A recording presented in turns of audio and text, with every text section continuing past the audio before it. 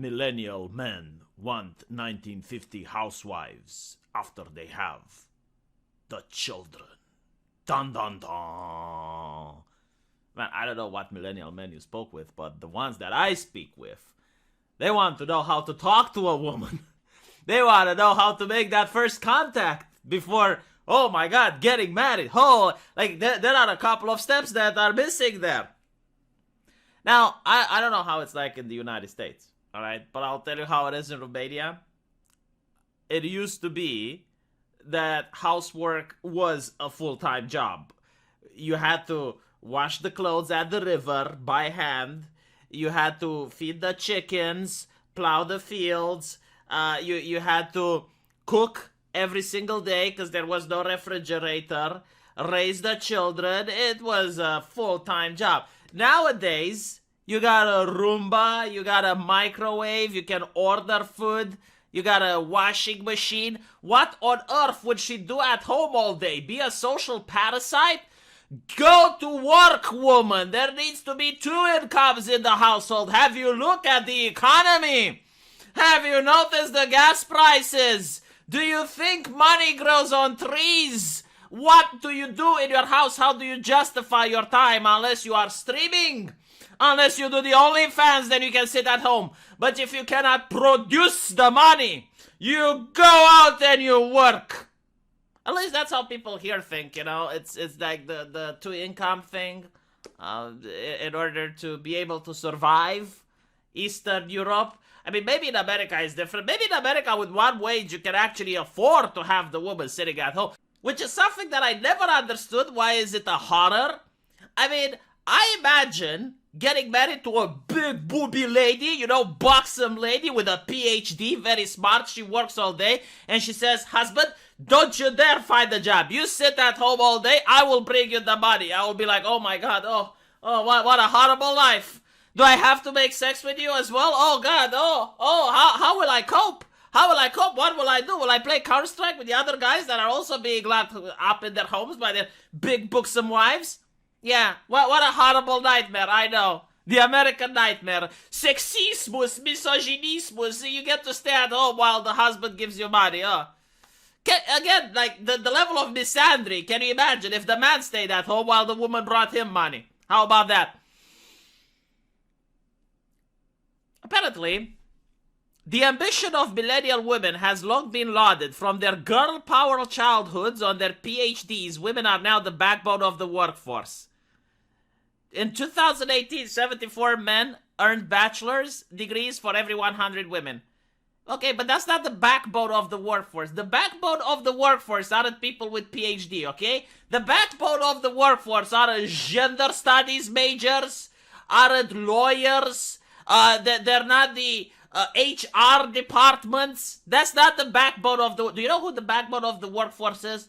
The builder, the bricklayer, the plumber, the child construction worker. You can have a society without HR people. You can have a society without gender studies. You can't have a society without plumbers. Like, there's too much shit. Someone needs to clean that shit. Garbage collector. And by the way, this is why you now have so many people complaining about student debt because they can't find a job. Because the economy literally cannot integrate them. There's no, like, overarching sexismus. It's not the patriarchy, the magical cock and balls in the sky that keeps everyone oppressed. No. What is happening is that there's too many PhDs. Even, like, PhDs that aren't, like, lesbian dancing masters. A noble profession that can be sought through the wisdom of the gender studies. It's very essential for society. But I'm not talking about that. I'm talking like a veterinarian. Do you know how many vet clinics there are on my street alone? Like, every time a new person graduates from veterinarian med school, unless he decides to go work on a farm, if he wants to start something within the city, like a nice little clinic for little doggies and puppies and shit, okay? He's going to hurt all the other veterinarians. Like, there aren't that many puppies that require treatment, unfortunately, right? So, because of that, the prices for laying bricks, the prices for construction has gone up. Truck driver, like last time I checked, it was like $6,000 in California per week for truck driver. Alright, so no, like women are the backbone of the economy. The backbone of the economy is the people you don't like, probably, like the truck drivers, the construction workers, the ones that actually earn money for a living, versus the people that have a PhD and can't go to work. And this is not about women, by the way. There's a lot of men that have PhD and can't find jobs. It is what it is. I mean, it's super saturated, supply and demand. What can you do? But anyway, right, so women have grown up being told that they are able to do anything until they become mothers. At that point, many of their partners apparently expect them to turn into June Cleaver or Leave It to Beaver. Lara Bazelon new book. I have no idea who the fuck this is. But I guess this is sponsored content for like this lady's book.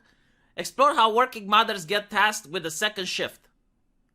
Even among households where partners initially split the chores equally, childcare ends up falling to the mother. 75% of moms are the ones who assume responsibility for appointments like children checkups. They're also 4 times more likely than their parents to miss work to take care of sick children. A statistic that has become too clear during the COVID pandemic. Even in normal times, women spend approximately 2 more hours per day working with their children than their partners. Okay, I can literally explain why this shit is. All you have to do is know how to human. Like, you actually have to go out and interact with people. I know it's hard for a sociologist from their university, from the academia, but try. Like, try to interact with other people that have families. And you will find out that the woman wants to do that. Like, what can you do if the woman wants to spend more time with the children? It's like, no, woman, no. For equality, for equity, you go to work. Go to McDonald's right now. You go to McDonald's right now. I will spend time with the children. Most women want to spend time with their kids more than the men. I don't know why this is. You figure it out.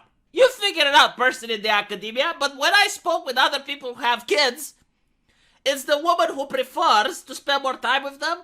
And even when you have like the opportunity for a man to have maternity leave, because there are a couple of countries which allows the man to have paternity leave, and they don't do it. Why? For 2 reasons. Number 1, economical and financial. Usually the person with the higher wage prefers to keep working.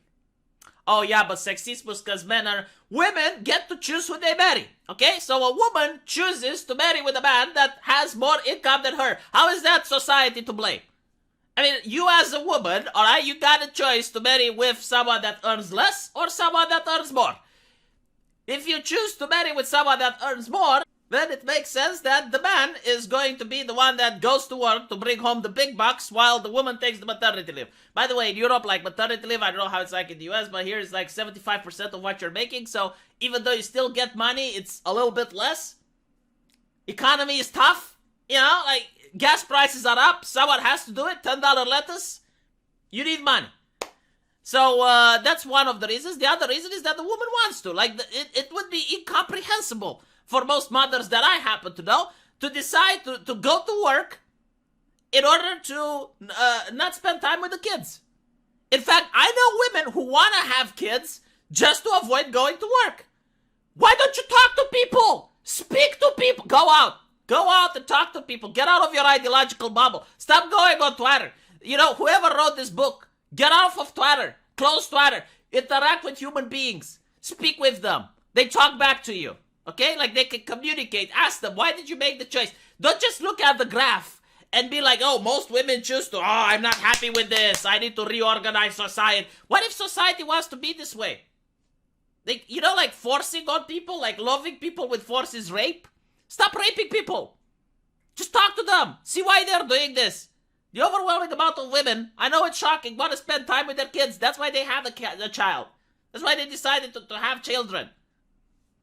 And it's not like men wouldn't necessarily want to spend time with kids, but someone has to go to work. And at the end of the day, you know, the man chooses to allow the woman to spend time with kids because it's the mother. Even the judge, okay, when there's 2 people divorcing and there's like a father and a mother and they have a divorce, the judge usually gives the child to the mother. Why do you think that is? Sexismus. Let me know what you guys think, though, and I'll see you in the comment section. Take care.